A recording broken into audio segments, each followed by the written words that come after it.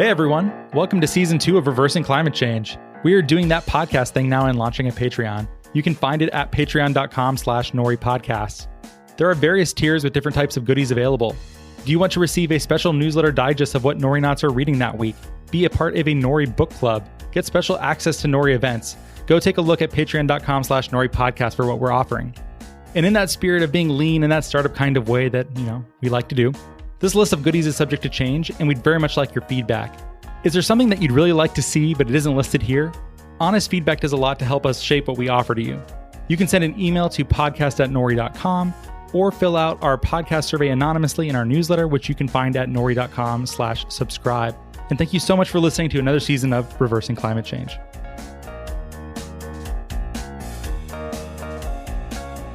Hello and welcome to the Reversing Climate Change podcast. I'm Ross Kenyon.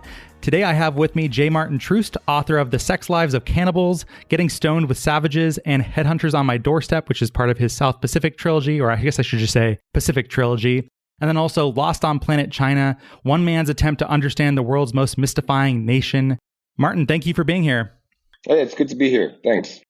Indeed. I've read all your books. I think they are very funny and insightful travelogues. I enjoy the genre. I am puzzled by, this word sticks in my mouth. Maybe you can help me. Oceania? Sure. Oceania. You don't like the word? For some reason, there's like too many vowels in it, or there's too many syllables for how short it is, and I can never pull it off. Oh, for sure. It's not something that comes up in everyday conversation. Most people just use the Pacific or the South Pacific or something like that. Yeah. But I think Oceania is maybe it's a better literary word than a conversational word, because it really does describe sort of life in the islands, which feels more like being on a boat than on a continent. Oh, so that's a nice little poetic interpretation. I think it's because I have trouble with it and it is a little bit puzzling. That's how I feel about the entire region, because it is just enormous in scope. It's giant. I've long wanted to do shows for Reversing Climate Change about the region, but I haven't found the right way in yet. So I was reading your travelogues and I read Paul Theroux's The Happy Isles of Oceania and Sea People, The Puzzle of Polynesia by Christina Thompson. And I'm trying to find the way to be doing shows about this region. I like to do a lot more. So you are a very nice intro into this space, and you've clearly spent so much time there, but this isn't like going to Europe. Everyone at this point of my peer group, they've gone on trips to Europe. It's easier and easier to travel. Yet this has not happened in the Pacific. This is still a hard place to get to, yet you've spent a huge amount of time there. How did that happen? Why were you in the region? And then also you started in Kiribati, which I doubt many listeners even know where that is. No, it is kind of a peculiar story. I think the origination of all this is like, after college, I moved to Prague in what's now the Czech Republic, and someone made a terrible mistake and hired me as a journalist there for an English language newspaper. And so I spent these years in Eastern Europe, traveling to the former Soviet Union and Russia. I covered the war in Bosnia. I was down in Croatia during the fighting there. I was there for the dissolution of Czechoslovakia. And all the meantime, I'm living in Prague, the most beautiful city basically in Europe, in my opinion, particularly back then. It was still a raw place to be. And then I moved back to DC, and I finished my last year of grad school, started temping. So you can imagine the difference between sort of like living with mercenaries in Mostar, Bosnia, and getting shelled at, and going to your temp job at the American Overeaters Association or whatever it was that I happened to be assigned to that week, and feeling sort of like this dissonance, like I'd become accustomed to this really exciting life in a really formative point for me. This is like that scene in Hurt Locker when he comes home and he's in the grocery store. That's you, basically. It's basically like that. But I have to say my experiences in Eastern Europe were a lot more fun than whatever that was going on in the Hurt Locker. All right. So it was a little different. I don't mean to make it sound, more dark than it was, because there's just a lot of fun as well. And it was really adventurous. You're 22, you're 23, you're off to these exotic, difficult places that no one wants to go to. Cost of living was nothing back then, so you can actually afford to do it as a as a recent grad.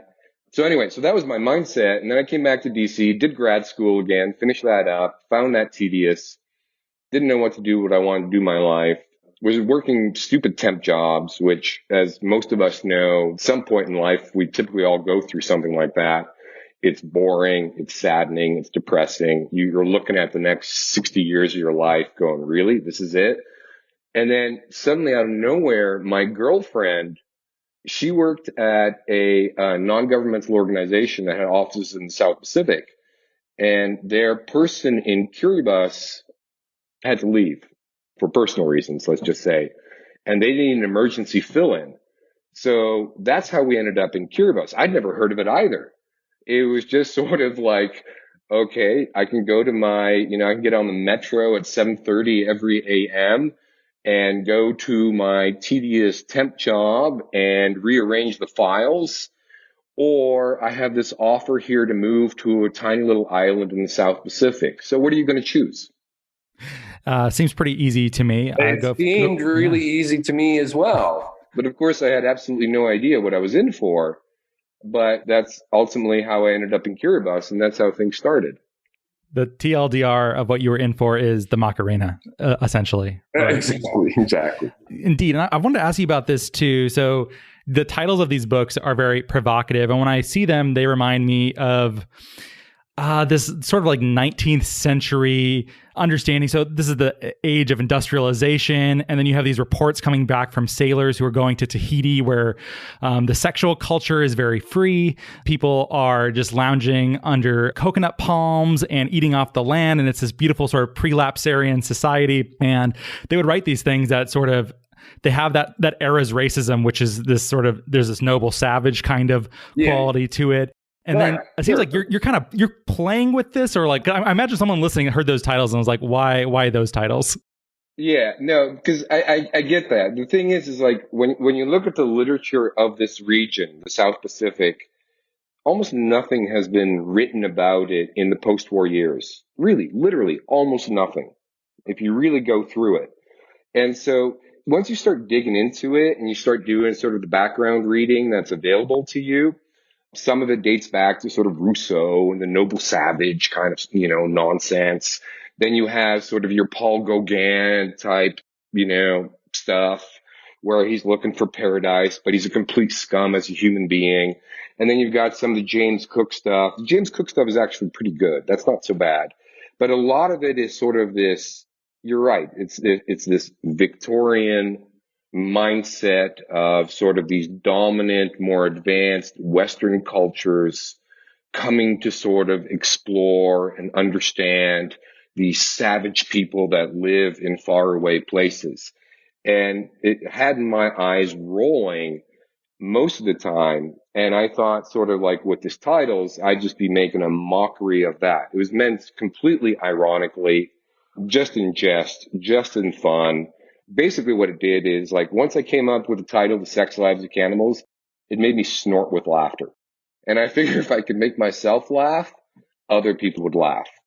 And I think it becomes very apparent to anybody who's ever read my books that, the only idiot in any of my books is me.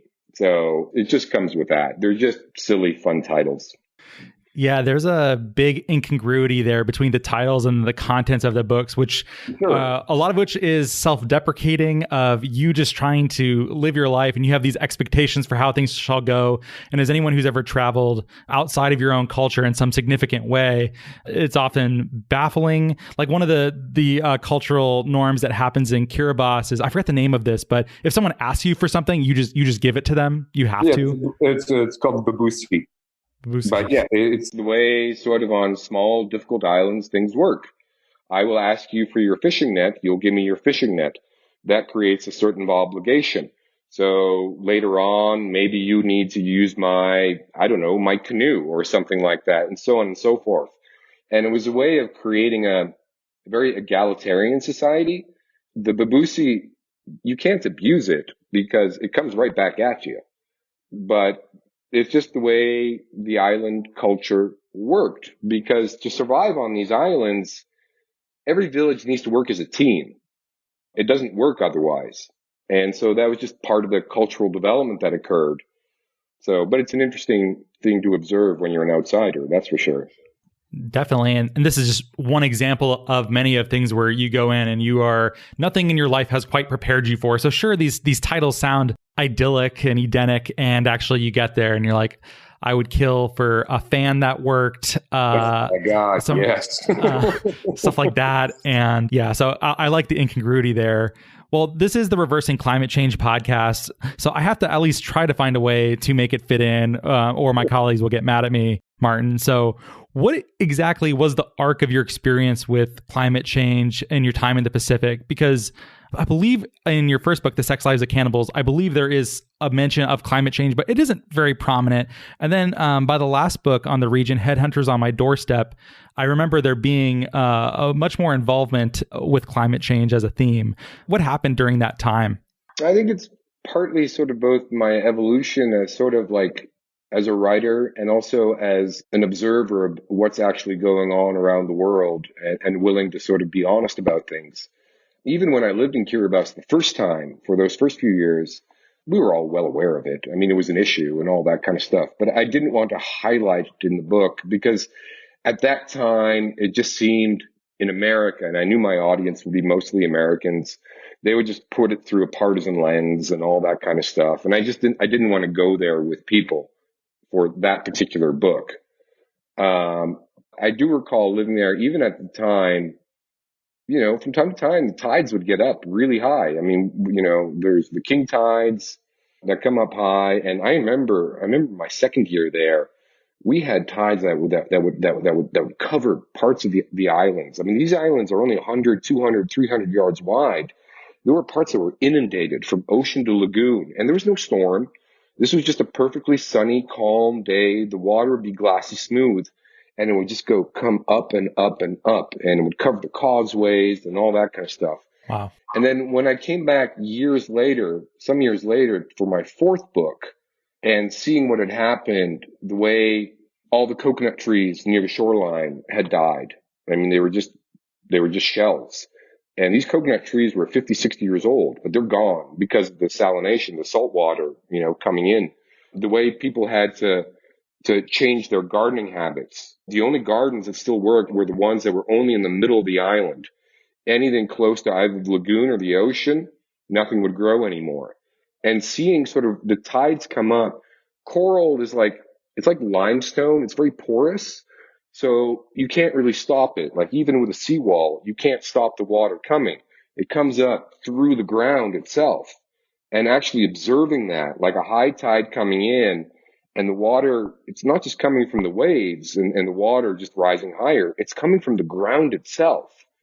And just immediately recognizing that, you know, as long as this goes on, this is completely unsustainable. And we're looking at the death, first of all, of the atoll nations in the South Pacific, Kiribati, Tuvalu, the Marshall Islands, other island groups like the Tuamotus, others. They are going to become uninhabitable, I think, within, you know, the next 20, 30 years.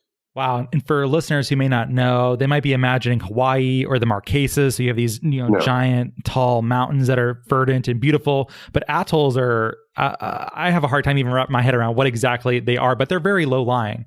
Yes. They're typically not more than 2 or 3 feet above sea level.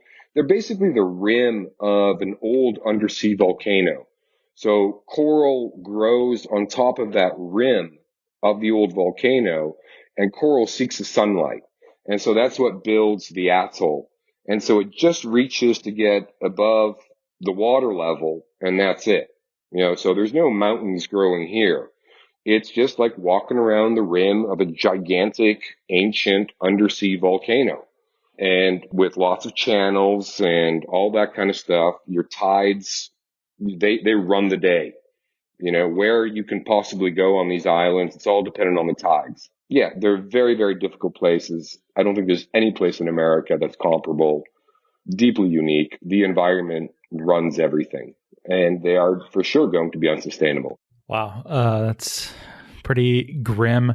Well, when you're spending time in the Pacific, do people, like, are they waiting for, okay, you're a writer, so here, I'll make some literary comparisons to you, or cinema references, like Rick from Casablanca. So at the last minute, he goes from being indifferent and saves the day, or like kind of like a Han Solo moment. Do you think people on the islands are waiting for the Earth to wake up and sort of figure this out, or are they just expecting to have to immigrate or do adaptation, or both? In my experience, there's two schools of thought in the Pacific. One of them is you have to remember that the missionaries had enormous influence in much of the South Pacific. Oh, yeah, I've read both of those too. Yeah, many of the islands are deeply Christian, and they had a very powerful influence on many of the islands. So there is still a segment on many of the islands that really truly believes that God will take care of them. So that their people have survived on these islands for hundreds of years.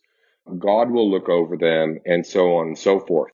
And then there's another group of people that see what they see, accept what they accept, and are now starting to make plans for what's next. Like in Kiribati, you'll notice that they've bought land in Vanuatu, which is the largest island in Fiji.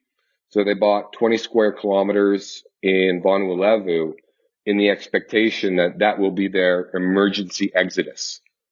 That these are, Vanuatu is a high island. It's a mountainous island. It's a very fertile island. And so they bought land there with the expectation that they'll migrate to Fiji when sustainable life in Kiribati becomes untenable. And then you've also noticed them changing things in the way they educate their young. There's a lot more emphasis on vocational training right now. And that's to prepare the kids 15, 16, 17 years old so that they can get a job, in New Zealand or Australia or something like that, something vocational. So it's really those two different schools that are kind of in conflict with each other. And that tends to be sort of the on the ground reality for what I've seen in much of the Pacific.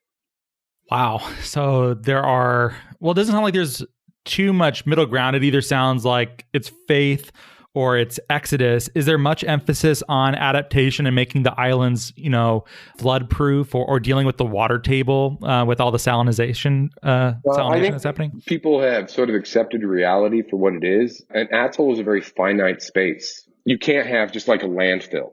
You know what I mean? Like a landfill will pollute your groundwater. You can't do so many different things that we take for granted here living on a continent because everything affects everything else. And I think people are very mindful of their geography. So we'll see how it goes. But reality is reality.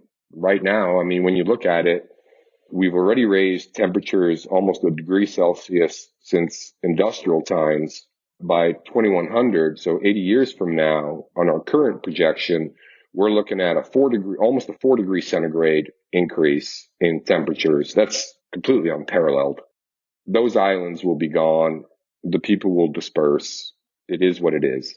And not much that can be done about it unless there is some divine power that decides to use his special magical powers to change things. But yeah, no, it's bleak. It is what it is. Very bleak. We're working with Nori. We're a carbon removal marketplace, and we're trying to scale up that industry. But yeah, we try to, what we say internally is, don't look down. The stakes are actually very high if you fail or if we do fail. Have you seen much, though, in the way of, I've heard this described as climate porn or of people going on cruises to the Arctic or Antarctic, and it's like, see it before it's gone. Has there been much of that happening in the Pacific yet? I don't know. I haven't seen that in the Pacific myself, but the islands that I'm most accustomed to are really obscure islands that people just wouldn't go to anyway. The only people I run into are missionaries. So I don't see that there, but I have to plead guilty to some of that myself. I was in Africa last year, and one of the reasons I wanted to do it was because I wanted to see rhinos in the wild. And so that's one of the reasons I went to Africa is I'm doing something like what you're talking about. I want to see some of these things before they disappear. I do think that's something that's going to happen in the foreseeable future. Not in the foreseeable year. Coronavirus is going to decimate the cruise ship industry, that's for sure. But yeah, no, I think for real, it's going to be people going off to see a glacier while they still can. People going off to see an atoll while they still can. People going off to see a certain animal because they still can, because they're so pessimistic now that they realize that, 10, 20, 30 years, you won't be able to see these places like they were.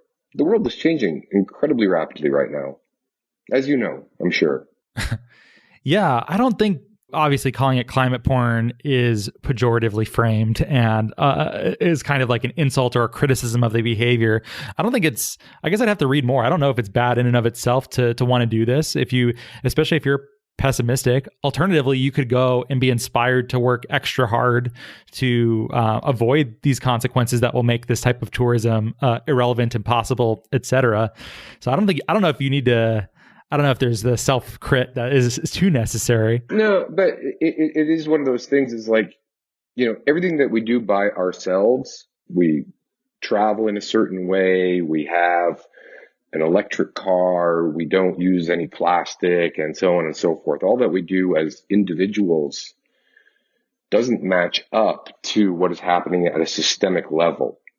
You know what I mean? It's sort of like we drastically need to drop carbon emissions. And for the past 2-3 years, our carbon emissions have been going up again. And it's a hard battle to fight. And particularly when there are so many nations around the world who are electing absolute morons to be their leaders. We have that here in the US. We see it in Australia. We see it in Brazil. We see it in so many different other countries that we are not creating all this is going to happen politically. And we're not creating a political infrastructure where we can really create those systemic changes that will help mitigate the worst of climate change. And as you know, a lot of things are already baked into the system. I mean, we can stop everything right now, but things are going to continue for years to come.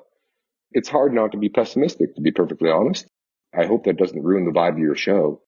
You totally ruined it. No, we try to be optimistic. We work in the field. We want to have a very large impact in addressing this. The emissions you're talking about that are locked in right now for temperature change, we would like to begin drawing that out and making the financial infrastructure to fund that sort of thing happen as quickly as possible. The stakes are very high though, and we see that. And there are definitely times when I will read something that will really bother me. I don't have a lot of climate anxiety. I try to be productive and focus on what I'm actually doing to address it. But there are definitely times where it gets to me. It sounds like you got to more often than I, perhaps. Well, it's because I had to do some research into all of this, and it's like, let's look at all right, let's go big. Let's go real big right now. Let's look at human civilization. All right. So we've been around in our current evolutionary form for roughly 300,000 years. 300,000 years ago, people were just as smart as we are, same physically, et cetera, et cetera. But let's be completely honest here. We didn't do squat until 10,000 years ago, right? I mean, no great civilization, no great agriculture, no great cities, no space shuttle, no supercomputers, no anything for 290,000 years. So what changed 10,000 years ago? And that was the end of the last real ice age. And our temperature stabilized. And in these 10,000 years, our temperature has never deviated more than 1 degree Celsius, even during our little during the little ice age. I'm talking global mean temperatures. The entirety of human civilization, from the first farms and the first villages to quantum computing and everything we're doing now, has occurred in a very, very tight climate zone bandwidth. And now we are talking about changing that bandwidth by 3 degrees, 4 degrees centigrade. It changes everything. It changes everything from agriculture. It changes everything from fisheries. It changes everything from, what's habitable and what's not. These are, I believe, profound challenges to civilization, and it's going to go on for decades. And there's no quick and easy solution to any of this. And then you have to take into account, of course, the modern realities of politics and blah, blah, blah, and economics and jobs and infrastructure and all that kind of stuff. It's a hard road to get out of this hole. God, Maarten, you really killed the vibe in here. Whew. I know, Mr. Sunshine here. I know. Yeah. You're supposed to be the happy-go-lucky. Yeah, I called you a cartoon character of Jimmy Buffett. Like, come on, man. Be the island guy, the beachcomber I want you to be. It's why I've been taking time out, dude. It's like, but when you really start looking at it, I mean, we all live our own lives and all that kind of stuff. And everyone is capable of having a happy life. But when you're looking at things at the macro level and looking at where we're at now, our response is completely inadequate. And there's so much that we can do, as you know, probably more than I, but we're not getting there. We're not electing the people that will bring us to these places. We are not sort of creating sort of the economic incentives, in law that will sort of, help renewables and help with climate mitigation and all that kind of stuff. It's a hard one, and we're going downhill right now. So I hope that changes. I hope that changes very rapidly. I mean, I've got kids, I don't want them to deal with this. So we're already seeing it, every season, wherever it is you live. You're in California, you've got your fires. I'm currently in Washington, D.C.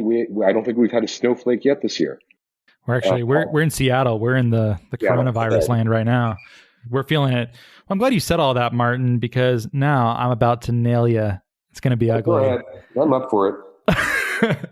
Assuming that you like this term, and maybe you don't, but you're a travel writer. Travelers, man, aren't they the worst? They're sort of buying stuff. They're flying all over the world. Their emissions are gigantic. What's the role of the travel writer in the age of climate change? How is this supposed to work now? Yeah, that's a good one. And that's not something that I've ever had a real deep think about. I've never thought of my role in writing my books in any kind of moral light. It was sort of, I come across some interesting material and have interesting experiences that I think I can create something that will be enjoyable or informative for other people to read. And I didn't really think much of it beyond that. I don't put myself on some kind of totem pole to be representative of what one should follow. I'm curious about the rest of the world, so I spent many years seeing it. I don't know what the role of a travel writer today is, to be honest. There's not too many. I think the era has just changed for that genre. Like just hopping on a plane and going someplace new and writing about whatever you encounter. I don't know if there's a huge market for that right now. I think everyone is looking for travel as a source of personal meaning. And I don't think that ever really goes away, and it won't, because you were a traveler. We've all gone somewhere to experience something novel that changes us and hopefully enlightens us and improves us. And that's hard to negate. We're always going to want to go someplace else to experience something new. But yeah, no, I to be honest, I have no idea what the role of the travel writer is right now. I mean, all I know is that I don't want to be one of those, stupid travel writers always writing about sunsets or whatever. You either get some red meat or you don't. So we'll see. I don't know if I'm going to go back to that genre, to be honest. So we'll see. Yeah, I'm curious to know what you'll end up doing next. I think the genre probably has taken a hit because I spent most of my 20s traveling. People who've listened to the show all the way through, they probably heard me talk about this some.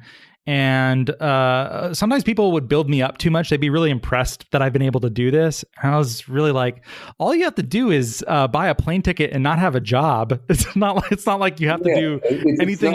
It's not that impressive. It's not like I've done Kon-Tiki or something. I just flew somewhere. And then, there is something about finding yourself. So I wrote before Nori, and before I got into the tech world at all, the last thing I was doing is I was working with a manager in LA on a sitcom pilot. And it was a satire of travel and travelers because I would go places and be often miserable. I would find the company to be very much in that fulfilling, faux yogi bullshit and super spiritual.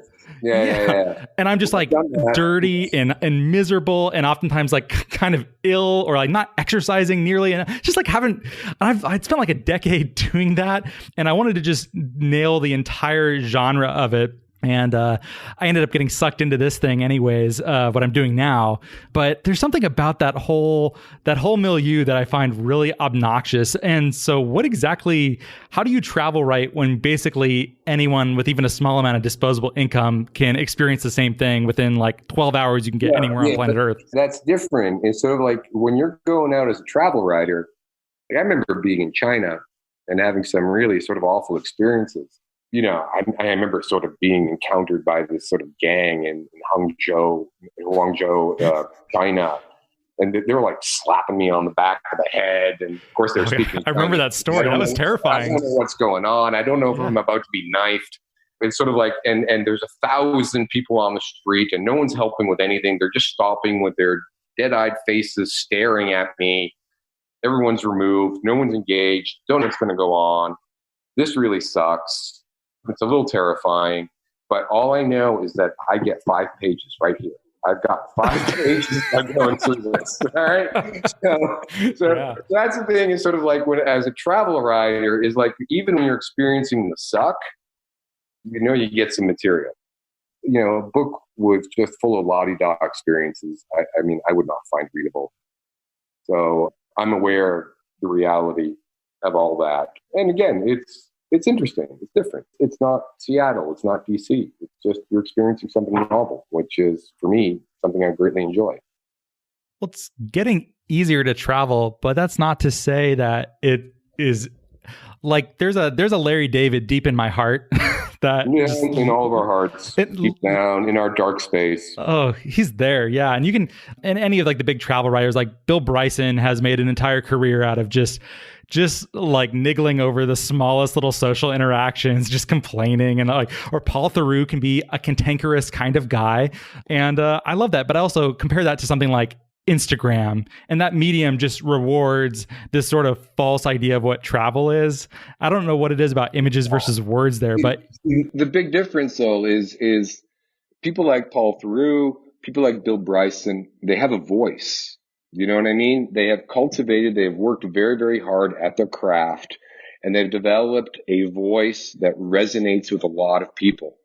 And that's not anything you'll ever find on Instagram. You know what I mean? It's just, that's a different, totally different medium. What those writers are doing is they're connecting with something deep inside the reader's brain or heart or soul. You don't even have to go far away. Like, I always think one of the best travel articles I've ever read was David Foster Wallace, a supposedly fun thing I'll never do again.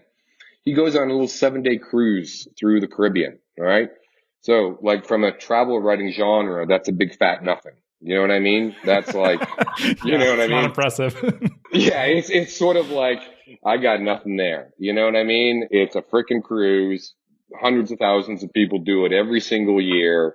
It's going to be awful. Not my thing, whatever. He writes such a great thing about it.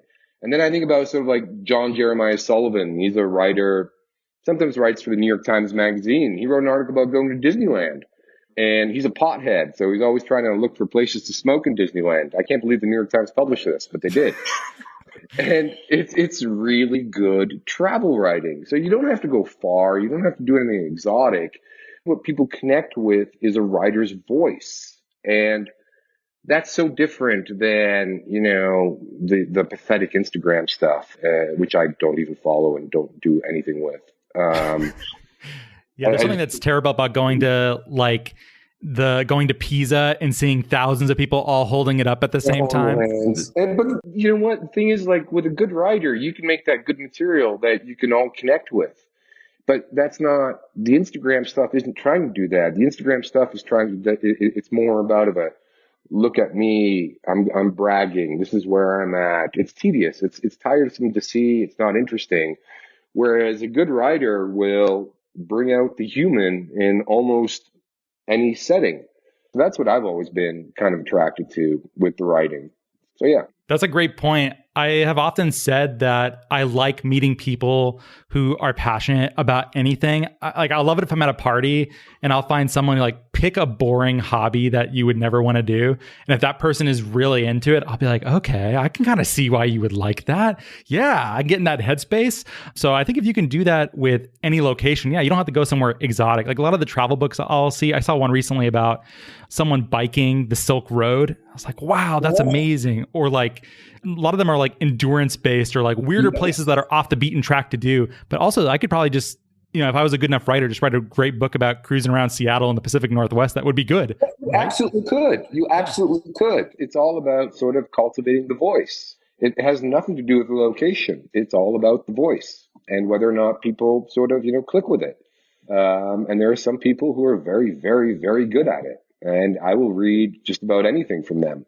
And but I do see that, for a while in the travel genre, it was whoever could do the most extreme thing. That doesn't appeal to me. It's all about, I can tell within 10 pages whether or not I'm going to like something, no matter where they are. Yeah, I think that's a good point. Well, what can you say about what you might be doing? You've alluded to the fact that it may not be more books. I know you're writing articles now. What are you looking forward to doing? So I divide my time right now, kids going to college and all that kind of stuff. So I do some consulting for some of the big multilaterals here, and I'm hoping to get a TV show launched. I have a writing partner for that, and we're starting to go through the process for that, kind of have the story figured out. That's what I would really like to do for the short term. A narrative show, not a documentary? No. It'd be a fictional thing, totally fictional. Wow. Something completely new. It'd be a lot of fun, I think. It'd be collaborative, which is very appealing for me. It'd be topical. It'd be funny. It'd be dark. I mean, it'd be perfect. So, I'm hoping to see if I can get that worked out. That's where I'm at right now. I just decided to take a time out from writing books for a little while. So maybe in the future. Cool. Yeah, that's good to know. I would love to watch anything you made for television. I wish you lots of success with that. Yeah, thanks. I hope this one works because it'd be so much fun to work on.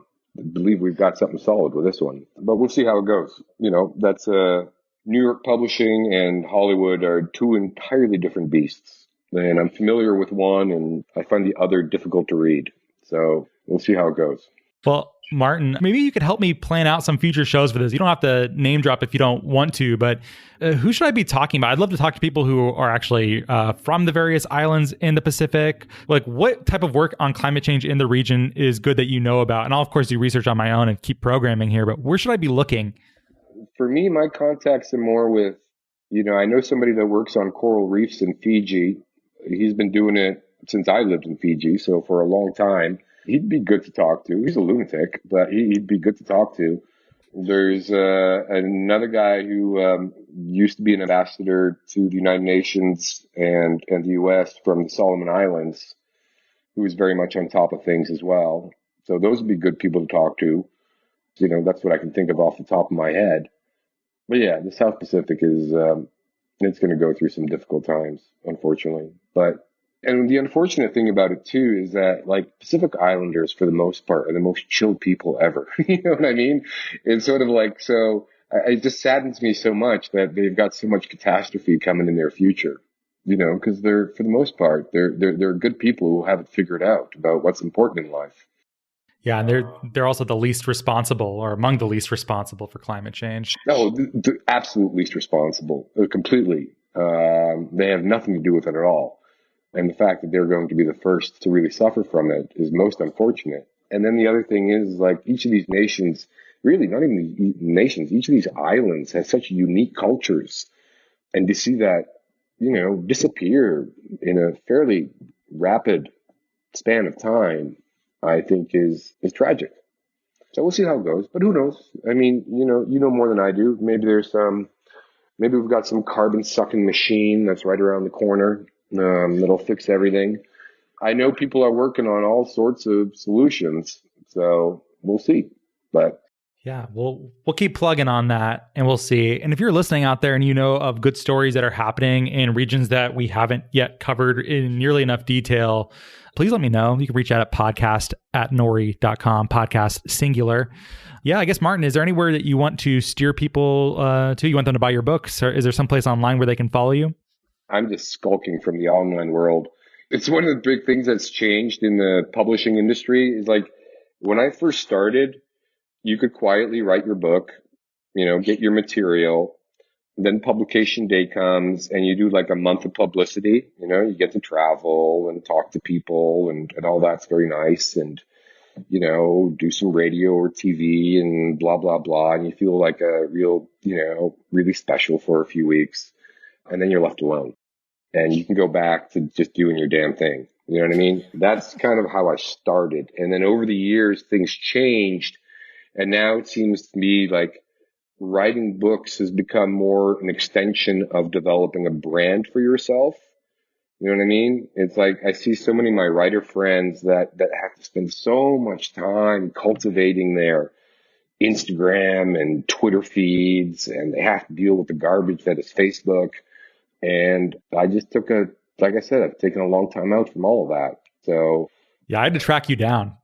I was what's like, that? I had to track you down. I was like, okay, who's Maarten's agent? At least I will get him. Yeah, no, you found my agent, so that can be done. But I'm inactive on Facebook, but I will from time to time check whatever messages appear on there.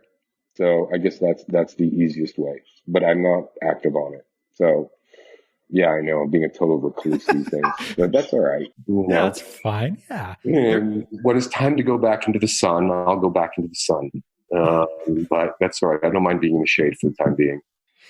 Yeah, there's links in the show notes if you're listening and you'd like to follow up with Maarten's work.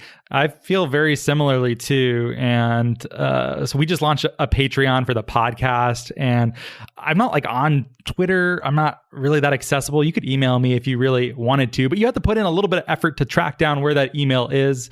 I don't like sort of what social media has done to humanity in lots of ways. Yeah. Like I don't want to be that accessible.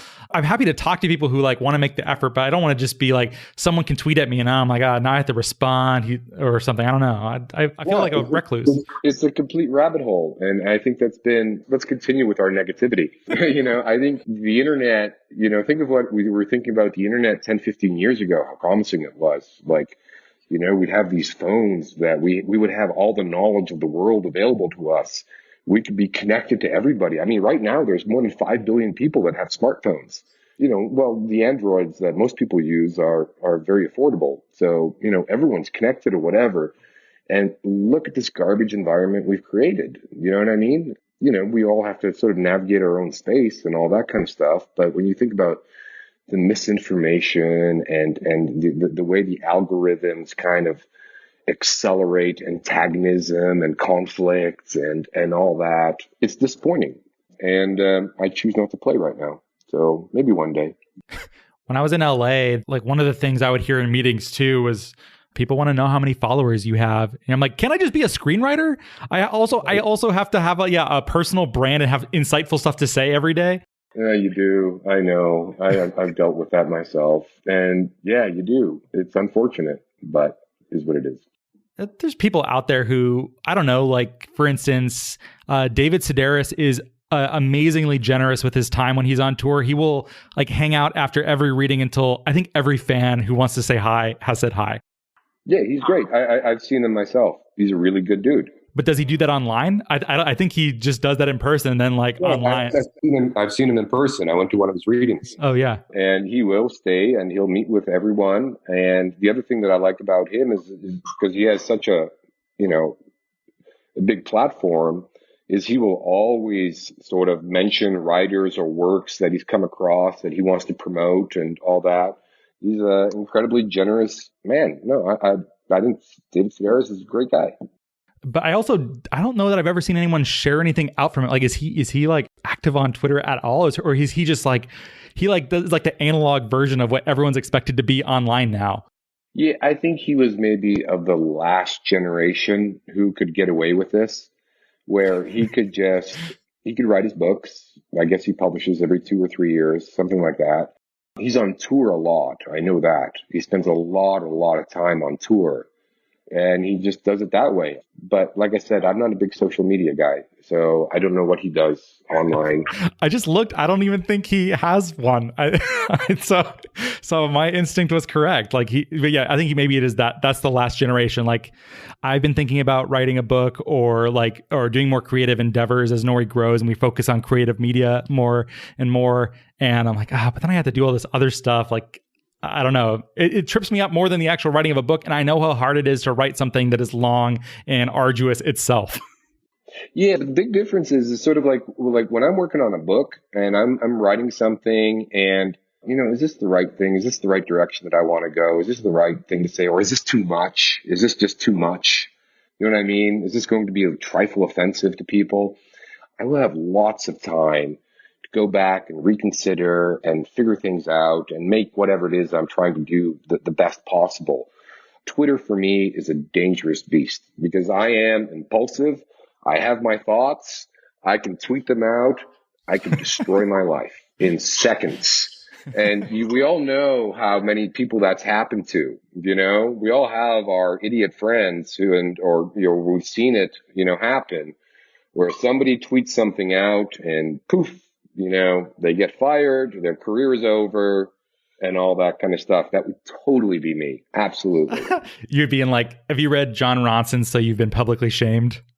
I'm familiar with it. I have a friend of mine who reviewed that book. And he was talking to me about it. We're human beings. We all have stupid thoughts. And the fact that we have a little thing in our pocket now where we can share our stupid thoughts is an incredibly dangerous thing for some of us, including me.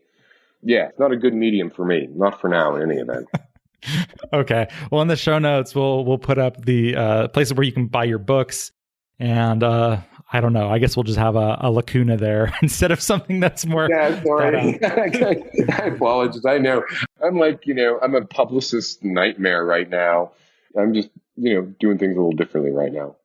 Yeah, that's good. I feel you on this one. I think we are kindred. Maarten, thanks for being on the show. I think this is a good place to call it. Hey, great. It was my pleasure. Thanks for the chat. I really enjoyed it. Yeah, it was a lot of fun. And if you like the show, please rate and review us on Apple Podcasts, Stitcher, tell your friends. I hope you don't mind that this was a little bit of an elliptical episode. We did a little, there's some solid climate change moments in there, but I like that we were able to talk about creative stuff. And thank you so much for listening.